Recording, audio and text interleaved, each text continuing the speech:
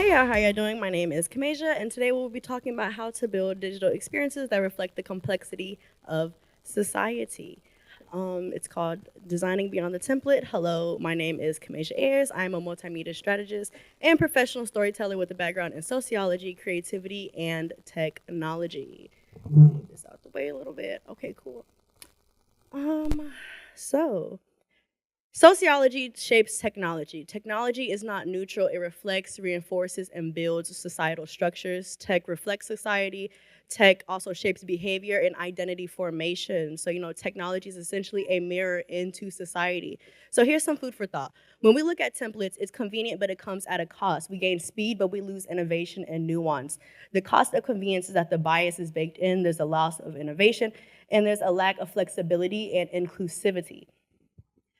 Y'all, but that is so binary. Humans, we are complex creatures with complex experiences and complex identities.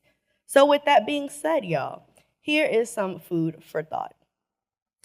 These are your physical and social environments. Imagine if the graphs were moving crazy, going everywhere.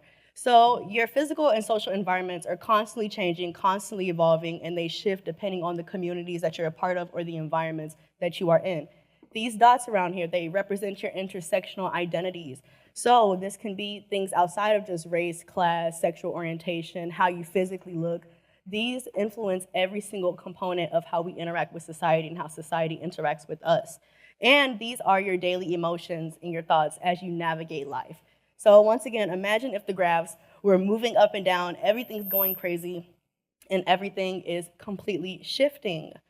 Let me just move this. But we must have frameworks that represent the population properly.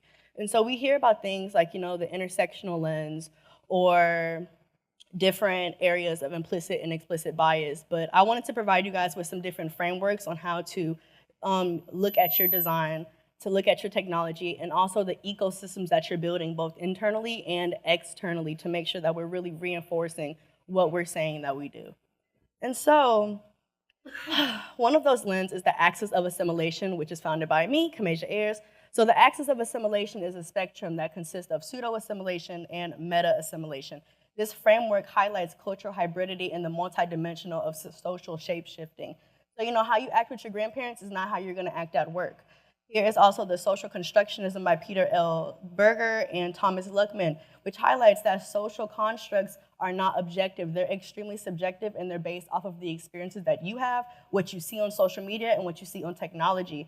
And then there's also the theory of constraints, saying that your system is as strong as the weakest link. So the key to this theory is identifying the weakest link, honing in on that, seeing how you can exploit it to make it better, and then essentially once you're past that bottleneck, let's see the next one. The communicative theory by Jürgen Habermas emphasizes the importance of communication and dialect within different organizations and social communities to build that mutual understanding.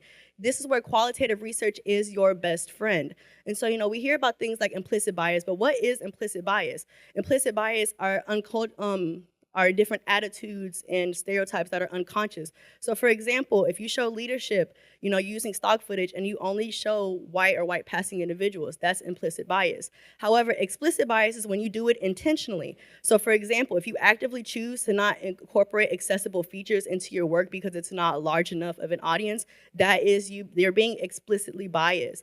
And so when we're building a socially conscious brand, we need to anticipate the needs of others instead of forcing them to adapt. You do not ignore the sociological aspects of your design.